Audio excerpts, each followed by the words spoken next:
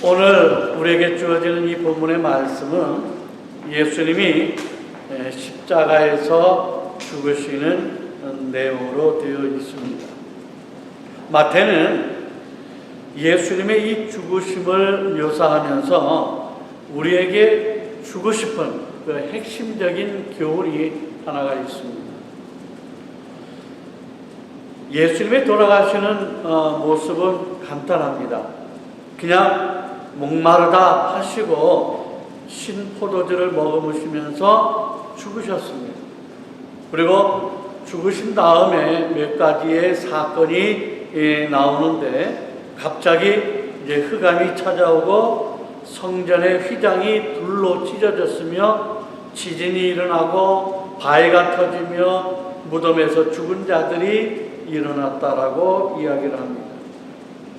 이러한 현상 가운데에 여기에 특히 이 성소와 지성소를 갈라놓고 있던 이 성전 휘장이 위로부터 이 아래까지 찢어지는 것은 우리에게 참 귀한 의미가 있다라고 생각을 합니다.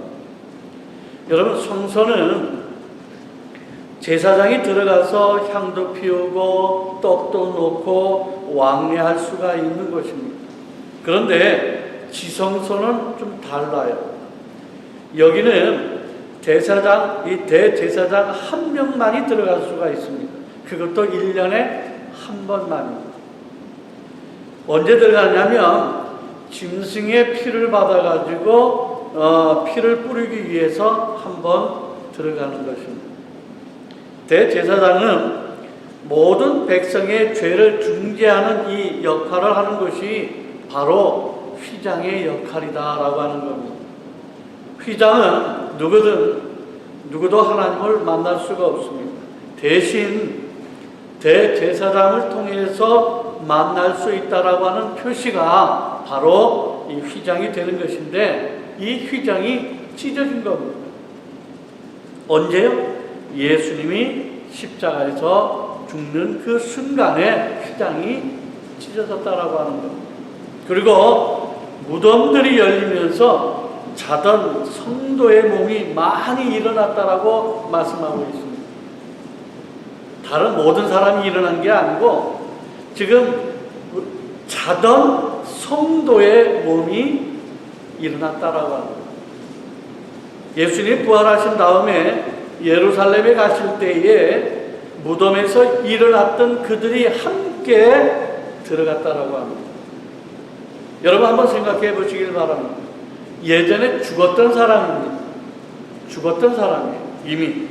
근데 그들이 한두 명이 아니라 그것도 수많은 무리가 살아나서 예루살렘에 들어가서 그들의 가족을 만나고 이웃들을 만난 겁니다.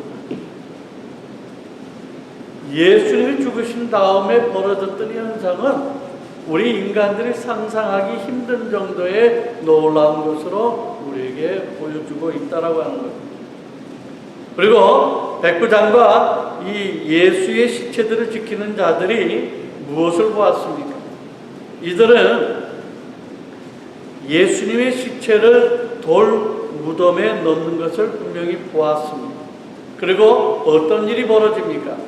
지금 제사장들이 하는 말이 뭐냐면, 혹시 예수가 죽은 다음에 부활한다라고 하는 말을 들었는데 이것은 거짓말이기에 혹시 제자들이 와서 그 시신을 훔쳐갈 줄 모르니까 로마의 병정들에게 부탁을 해서 무덤을 굳게 지켜달라고 부탁을 하는 겁니다.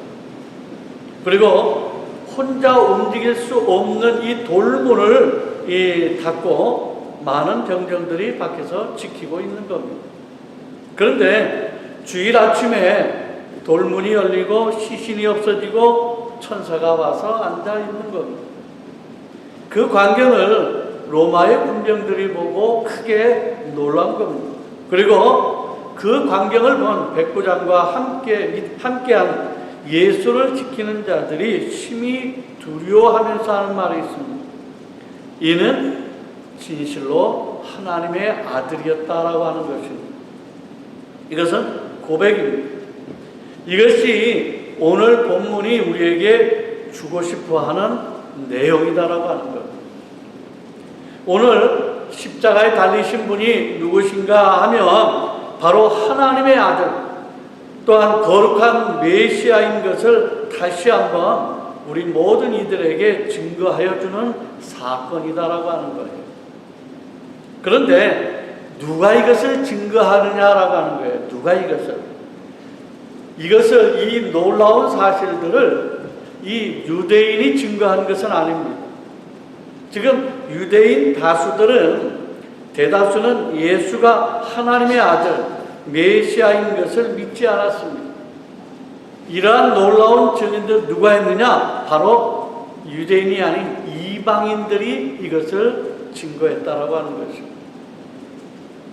마태복음은 이 유대인들에게 보내는 편지입니다.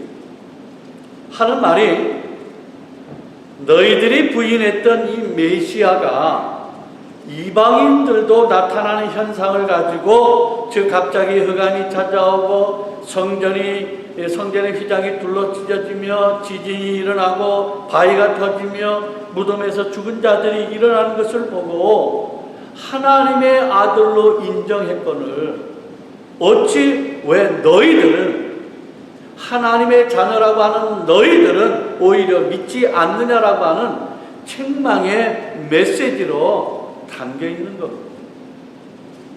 그래서 오늘 내용의 핵심은 이런 모든 예수님의 이 죽으심 사건을 통해서 진짜 이분이야말로 하나님의 아들이며 메시아인 것을 증거하고 있다라고 하는 것입니다. 또한 마가나 누가나 요한복음을 보시게 되면 지금 마지막 죽는 장면을 통해서 조금 더 깊은 내용을 다루고 있습니다. 그래서 오늘 이 본문의 이 내용과 더불어서 이 다른 복음서에 나타나는 이 더 깊은 내용을 함께 해서 종합적으로 오늘 말씀을 다루고자 합니다. 먼저 이 복음서에 있는 이 내용을 종합적으로 다루고 있는 요한복음은 예수님의 이 십자가의 죽음에 대해서 뭐라고 설명하냐면 구약에 예언한 3가지의 말씀이 성취되었다라고 하는 것으로 소개하고 있습니다. 지금 이 예수님이 죽으시는 모든 이 모습에 대해서 이미 구약에 예언한 추려서 3가지의 이 예언의 말씀이 성취되었다라고 하는 겁니다. 그 중에 첫 번째가 요한복음 19장 28절에서 38절의 말씀입니다. 28절에서 30절입니다. 그 후에 예수께서 모든 일이 이미 이루어진 줄 아시고 성경을 응하게 하려 하사 이르시되 내가 목마르다 하시니 거기 신 포도주가 가득히 담긴 그릇이 있는지라. 사람들이 신 포도주를 적신 해면을 우슬초에 매어 예수의 입에 대니 예수께서 신 포도주를 받으신 후에 이르시되 다 이루었다 하시고 머리를 숙이니 영원히 떠나가시니라. 여기에 첫 번째가 뭐냐면 어떤 내용이냐면 목마르다라고 하는 겁니다. 목마르다. 두 번째는 예수님의 돌아가신 뒤의 일인데 예수님이 제3시, 우리 오늘날의 시간으로 얘기하면 오전 9시입니다. 여기에 이제 십자가에 못 박히셨습니다. 그리고 6시에서 9시까지, 즉 정오에서 이 오후 3시까지 어떤 사건이 어두움이 임하게 되어집니다. 그리고 9시, 오늘날의 오후 3시에 돌아가셨습니다. 그런데 유대인의 율법을 보게 되어지면 십자가에 죽은 자를 그대로 둘 수가 없습니다. 왜냐하면 이 안식일을 맞이하기 전에 쉬어야 됩니다. 안식일까지 갈 수가 없다라고 하는 거예요. 이제 안식일이 그날의 오후에 6시부터 시작이 되어지니까 이제 3시간밖에 남지를 않은 겁니다. 그래서 빌라도에게 청해서 십자가에서 이 죽은 자들을 내려오기를 원한다라고 합니다. 그러면서 혹시나 모르니까 다리를 꺾어서라도 확인을 하고 내려오기를 원한다라고 이야기를 합니다. 그 말씀이 31절에서 37절의 말씀입니다. 이 날은 준비일이라. 유대인들은 그 안식일이 큰 날이므로 그 안식일에 시체들을 십자가에 두지 아니하려 하여 빌라도에게 그들의 딱 다리를 꺾어 시체를 치워 달라 하니, 군인들이 가서 예수와 함께 못 박힌 첫째 사람과 또 그 다른 사람의 다리를 꺾고 예수께 이르러서는 이미 죽으신 것을 보고 다리를 꺾지 아니하고 그 중 한 군인이 창으로 옆구리를 찌르니 곧 피와 물이 나오더라. 이를 본 자가 증언하였으니 그 증언이 참이라. 그가 자기의 말하는 것이 참인 줄 알고 너희로 믿게 하려 함이니라. 이 일이 일어난 것은 그 뼈가 하나도 꺾이지 아니하리라. 한 성경을 응하게 하려 함이라. 또 다른 성경에 그들이 그 찌른 자를 보리라 하였느니라. 여기에 두 가지에 세 가지가 나오는데, 첫 번째는 목마르다라고 하는 예언의 말씀과 두 번째는 다리의 뼈가 꺾이지 아니했다라고 하는 겁니다. 그리고 세 번째는 옆구리에 창을 찌른 것으로 지금 설명하고 있습니다. 그러면 종합적으로 예수님이 십자가의 죽음에 대하여서 구약의 세 가지의 예언의 말씀이 성취된 것으로 소개하고 있는데, 그것은 첫 번째 목마르다라고 하시고 돌아가신 것, 두 번째는 다리의 뼈가 꺾이지 아니한 것, 세 번째는 옆구리에 창을 찌른 것으로 이야기를 하고 있습니다. 근데 여기에 특히 이 두 번째에 다리의 뼈가 꺾이지 아니한 것, 이것은 굉장히 중요한 겁니다. 다리의 뼈가 꺾이지 아니한 것. 보통 십자가의 형을 하게 되어지면 죽음을 확인하기 위해서 마지막으로 다리를 꺾는 것이 정상입니다. 그런데 두 강도의 다리는 꺾었어요. 성경에 꺾었다고 그랬어요. 그런데 예수의 이 앞에 와서는 다리를 꺾지를 않았다라고 이야기를 하고 있습니다. 왜 예수님의 다리는 꺾지 않았을까? 그리고 왜 옆구리를 찔러서 피와 물이 나오게 하였는가라고 하는 것입니다. 여러분, 출애굽기에 보게 되어지면 애굽에서 이스라엘 백성들이 나와야 하는데 바로가 풀어주지를 않습니다. 그래서 제일 마지막에 이 장자를 죽이는 사건으로 바로가 항복하게 만들어버립니다. 대신에 이스라엘의 백성들에게는 장자를 죽이지 않도록 작정을 하고 양의 피를 양을 잡아가지고 그 피를 이 문지방에 발라서 죽음에서 벗어나게 만듭니다. 그리고 그 고기는 어떻게 하느냐면 출애굽기 12장 46절에 이렇게 얘기를 합니다. 한 집에서 먹되 그 고기를 조금도 집 밖으로 내지 말고 뼈도 꺾지 말며, 이렇게 이야기를 합니다. 보통 양을 잡아가지고 솥에 삶으려고 한다면 뼈를 꺾을 수밖에 없어요. 그렇잖아요. 뼈를 꺾을 수밖에 없어요. 그런데 지금 뼈를 꺾지 말고 통째로 삶으라고 얘기를 합니다. 왜 뼈를 꺾지 않도록 했는가? 여러분, 구약에는 이 뼈를 꺾지 않는 것에 대한 큰 의미가 있어요. 의미가 있습니다. 시편 34편 19절과 20절에 이렇게 표현하고 있습니다. 의인은 고난이 많으나 여호와께서 그의 모든 고난에서 건지시는도다. 그의 모든 뼈를 보호하시며 그 중에서 하나도 꺾이지 아니하도다라고 말씀을 합니다. 지금 모든 자의 뼈를 꺾으시는데 누구만이 뼈를 꺾지 않으신가? 바로 의인의 모든 뼈를 보호하신다라고 하는 거예요. 의인의 뼈는 꺾지를 않으신다라고 하는 겁니다. 그런데 고난은 많이 받는다라고 얘기를 합니다. 고난은 많이 받는데 죽음이라고 하는 이 뼈를 꺾는 이 일들은 아니한다라고 하는 거예요. 예수님의 뼈를 왜 꺾지 아니했는가?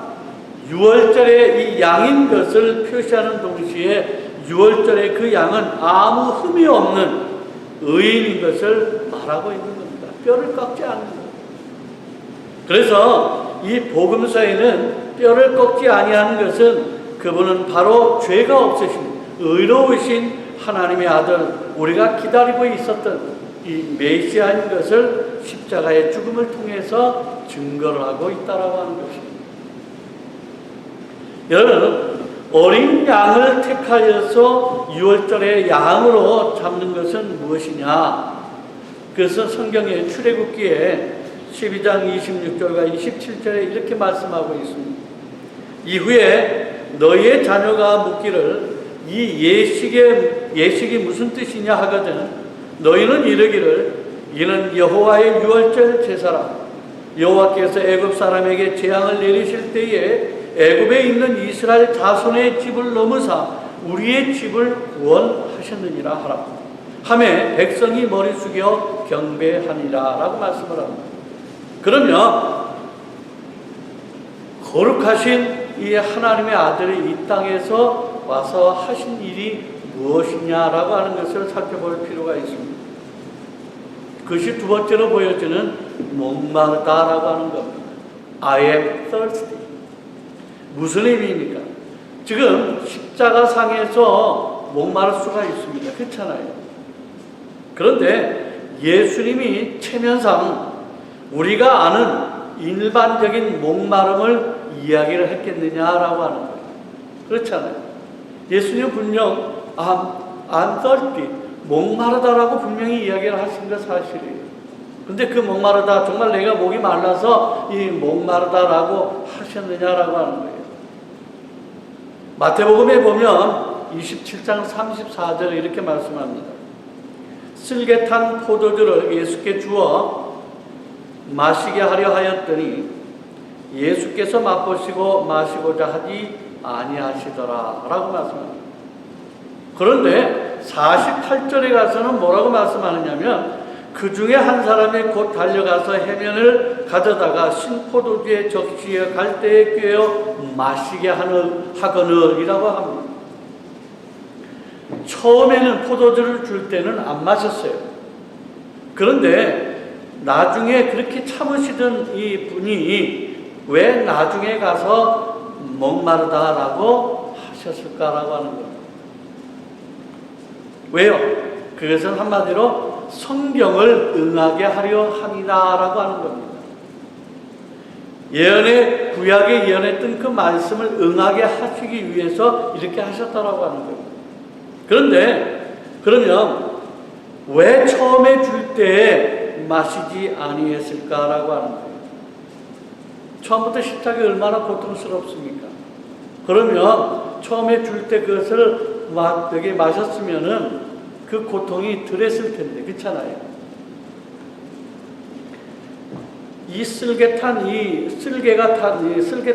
포도주는요, 어떤 적이냐면 고통을 덜게 하기 위한 일종의 이 마취제 역할을 합니다. 십자가에 달린 사람이 너무나 고통을 당할까봐 조금 이 국류를 베풀기 위해서 병정들이 주는 배려였습니다. 여기에 예수님은 그것을 거절했다라고 하는 겁니다. 왜요? 모든 죄인을 대신하는, 즉 죄의 값을 치르는 것이기 때문에 그 고통을 삭감하기가 싫은 거예요. 받아야 그 고통을 다 받으셨다라고 하는 겁니다. 그 받으시는 거예요. 삭감하기 싫었다라고 하는 겁니다. 그런데 두 번째는 좀 틀려요. 지금 신포도주를 해면에다가 주는데, 해면은 뭐냐면 이 스펀지와 같은 겁니다. 그래서 여기다가 해면에다가 이 신포도주를 먹어가지고 그것을 주는 겁니다. 근데 여기에 신포도주는 이 알코올성이 강한 마취제 역할을 하지만 또한 어떤 역할을 하냐면 갈증을 해소하는 것이 되기도 합니다. 갈증을 해소해요. 여러분들 피를 많이 흘리고 몸이 감 있잖아요, 진짜요.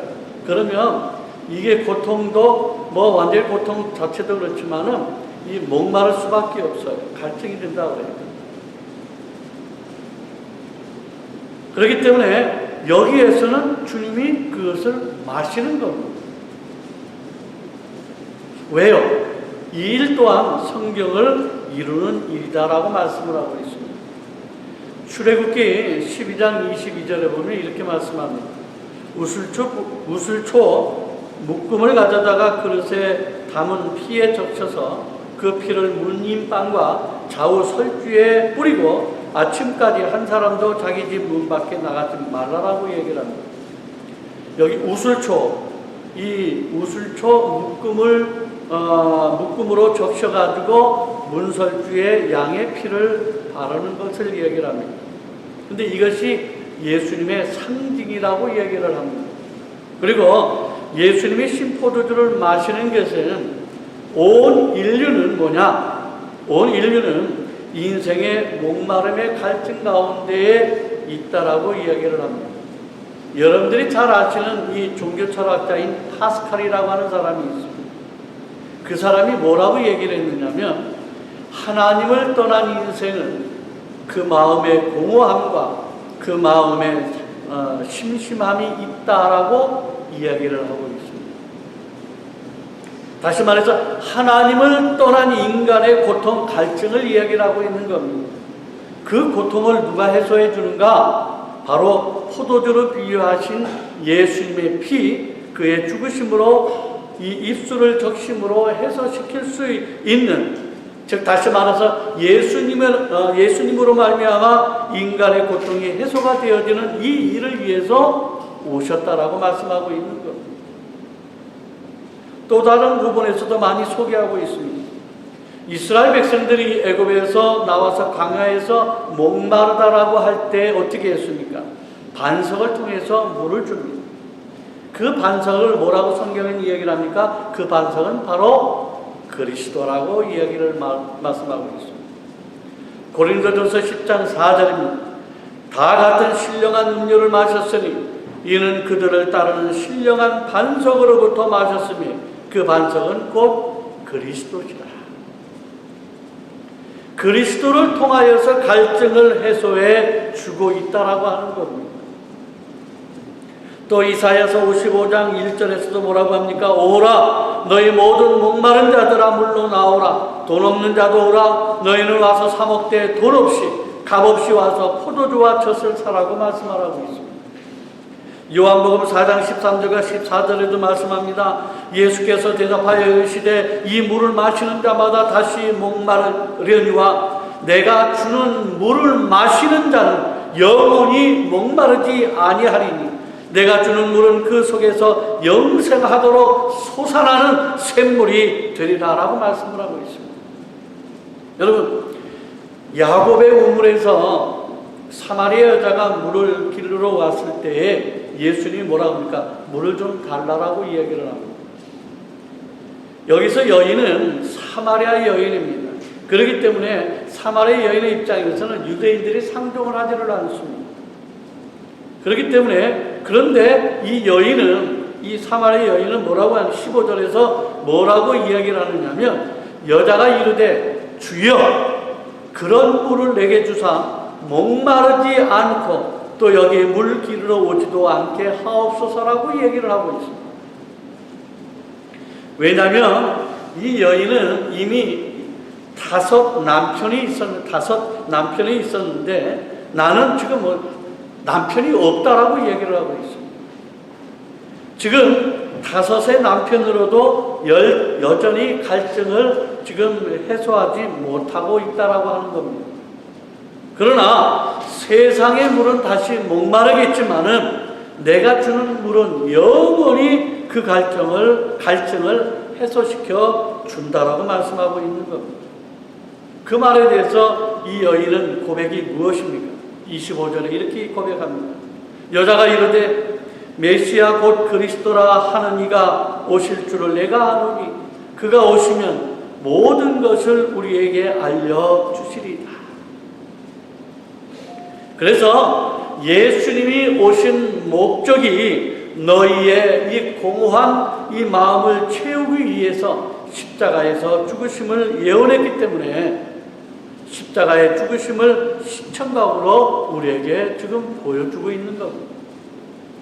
그러면 예수님은 우리에게 어떻게 갈증을 해소시켜 주었는가라고 하는 거예요.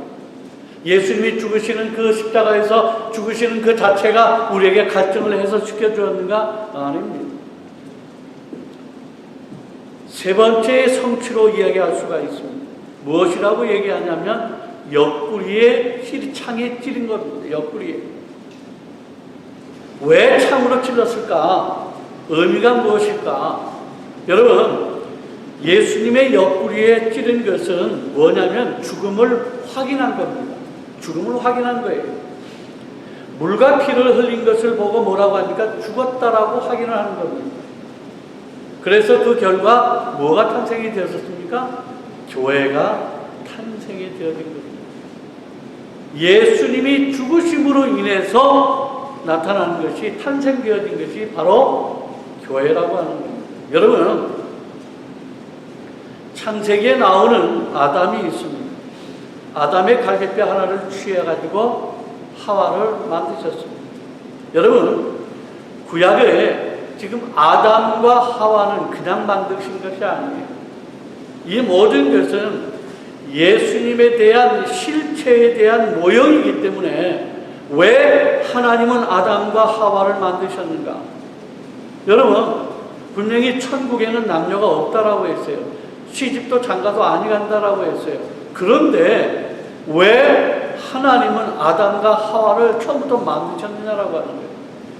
그 처음에 에덴 동산에 있을 땐 천국인데 남녀가 필요가 없잖아요. 근데 왜 아담과 하와를 만드셨는가라고 하는 거예요. 왜 하와를 만드시고 왜 여자가 먼저 범죄하게 하고 남자가 거기에 대한 희생을 하고 있는가? 무엇 때문인가? 바로 예수 그리스도의 사역을 소개하기 위해서, 설명하기 위해서 아담과 하와를 지금 이야기 지으셨다라고 하는 거예요. 이것은 바로 그리스도를 말미암아 교회의 탄생을 보여주기 위해서 하와의 범죄에 아담이 함께 그 고통에 참여한 겁니다. 우리의 죄로 말미암아 그리스도가 고통에 함께 참여한 것입니다. 같은 의미입니다. 하와의 잘못으로 인해서 아담이 함께 고통을 받은 것처럼 우리의 잘못으로 인해서 예수님이 그 고통을 함께 받으셨다라고 하는 것입니다. 우리의 죄로 말미암아 그리스도가 고통에 함께 참여한 것입니다. 그러기에 옆구리를 찌른 것은 바로 교회의 탄생이라고 하는 겁니다. 바로 당신의 죽음을 통해서 우리를 당신의 신부로 만듦을 통해서 우리에게 갈증을 해소시켜 주었다라고 하는 것입니다. 이 이유는 예수님이 우리를 신부로 만들어서 신부로서의 만족감을 준 것뿐만 아니라 바로 하나님의 자녀로 만드셨다라고 하는 겁니다. 우리는 그런 존재예요. 여러분, 우리의 공허함이 어디에서 나왔다라고 얘기를 하고 있습니까? 우리가 하나님을 떠남으로 말미암아 공허함이 생겼다라고 얘기를 했습니다. 여러분, 신부라고 하는 것은 단순히 부부가 아닙니다. 한 몸을 말하고 있는 거예요. 단순히 그냥 부부 이게 아니라 한 몸을 이야기를 한다라고 하는 겁니다. 다시 내가 하나님과 하나가 되어지고 하나님이 내 마음을 채워줌으로 말미암아 나의 목마름과 공허함을 채워주었다라고 하는 겁니다. 하나가 되지 아니하면 내 목마름, 갈증, 이 허무함, 이 심심함은 채워줄 수가 없다라고 하는 겁니다. 그러기에 우리에게 채워준 이 충만함은 이루 말할 수가 없는 겁니다. 신부는 이제부터 신랑의 모든 것이 어떻게 해요? 나의 것이 된 거예요. 그렇잖아요. 부부가 되어지는 그 순간부터 나는 아무것도 없었지만 신랑이 가지고 있는 모든 것이 다 내 것이 되었다라고 하는 거예요. 그리스도의 승리가 나의 승리가 되었다라고 하는 겁니다. 그리스도가 보좌에 앉으신 것이 내가 곧 보좌에 앉은 것이 되어지는 것이고, 그리스도가 우주의 주인이시면 나도 우주의 주인이 되어지는 것입니다. 다시 말해서 그가 가진 모든 것이 바로 내 것이라고 하는 말입니다.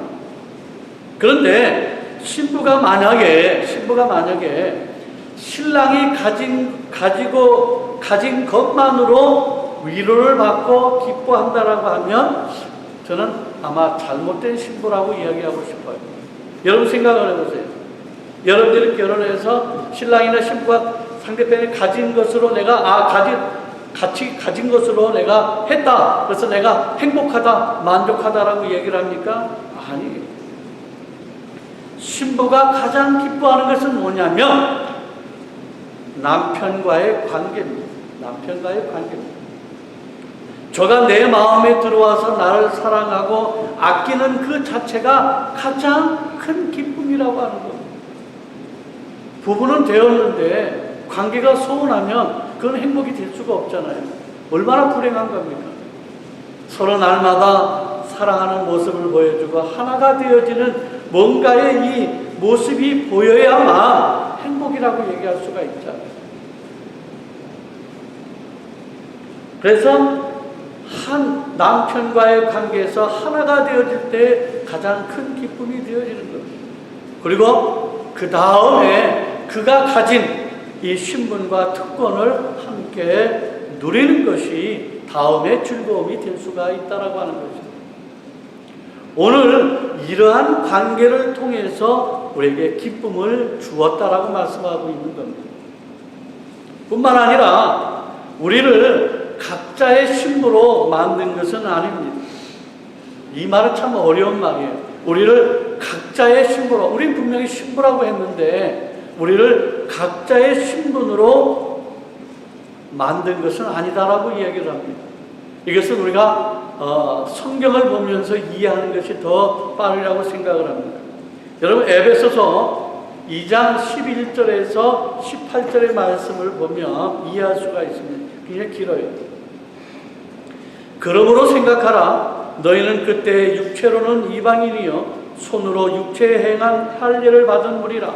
칭하는 자들로부터 할례를 받지 않은 무리라 칭함을 받은 자들이라. 그때 너희는 그리스도 밖에 있었고 이스라엘 나라 밖의 사람이라. 약속의 언약들에 대하여서는 의인이요 세상에서는 소망이 없고 하나님도 없는 자이더니 이제는 전에 멀리 있던 너희가 그리스도 예수 안에서 그리스도의 피로 가까워졌느니라. 그는 우리의 화평이신지라. 둘로 하나를 만드사 원수된 것 곧 중간에 막힌 담을 자기 육체로 하시고 법조문으로 된 계명의 율법을 배하셨으니 이는 이 둘로 자기 안에서 한 세 사람을 지어 화평하게 하시고 또 십자가로 이 둘을 한 몸으로 하나님과 화목하게 하려 하심이라. 원수가 된 것을 십자가로 소멸하시고 또 오셔서 먼데 있는 너희에게 평안을 전하시고 가까운 데 있는 자들에게 평안을 전하셨으니 이는 그로 말미암아 우리 둘이 한 성령 안에서 하나님께 나아감을 얻게 하려 하십니다.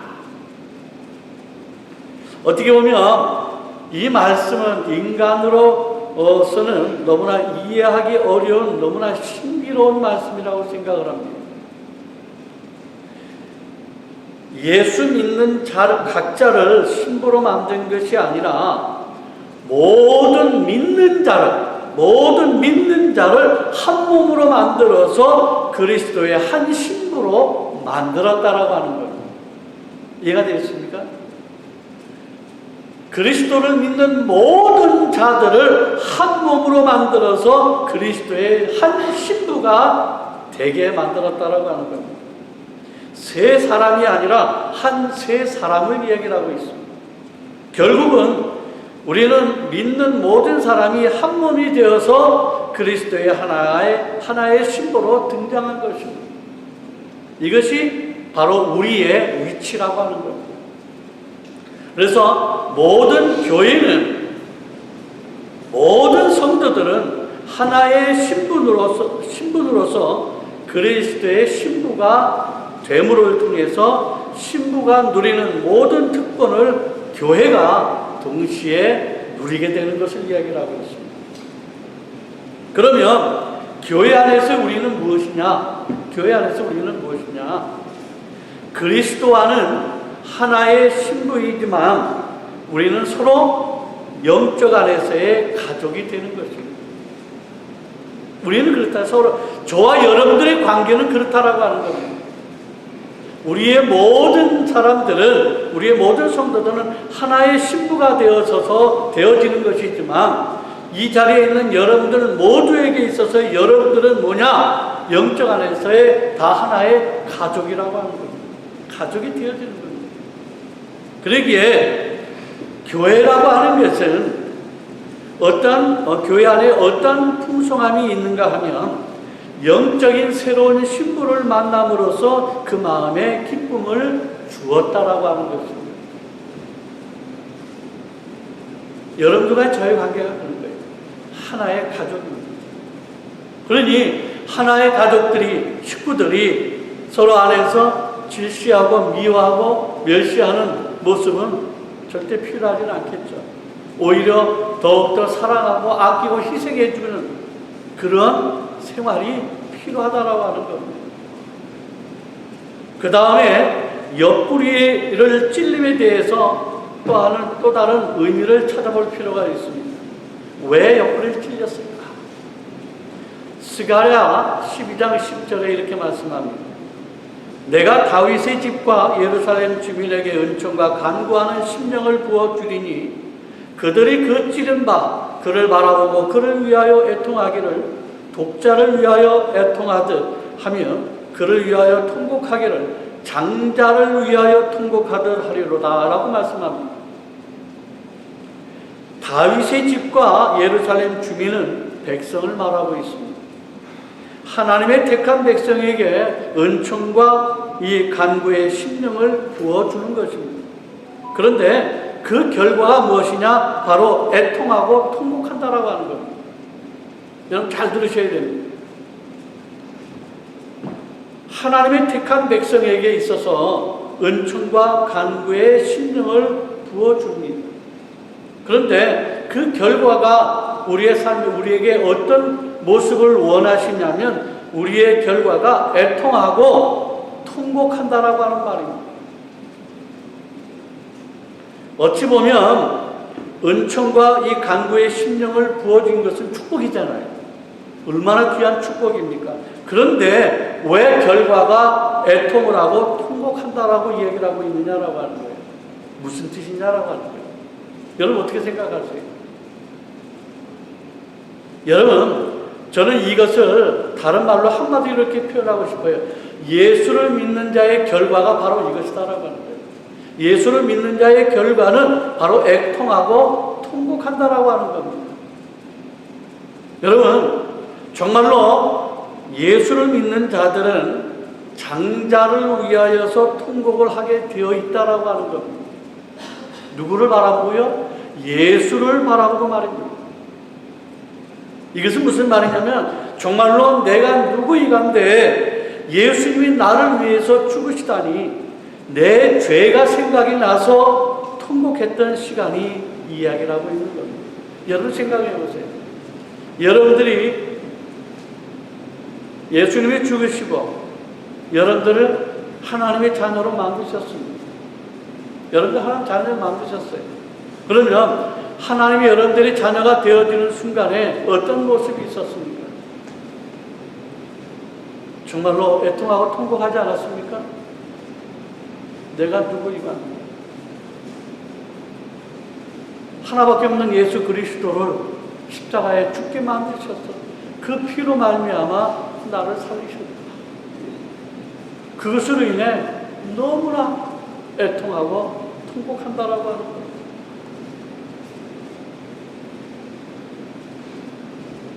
여러분, 부부관계가 그냥 내가 그 사람의 신부가 되어서 저 사람이 사장이니 저 사람이 회장이니 나는 그냥 따라서 그 사장이 되어지고 회장이 되어지는 그런 분이 되어지는 그것 때문에 내가 기뻐하는 것, 그건 정상적이지 아니라고 생각을 합니다.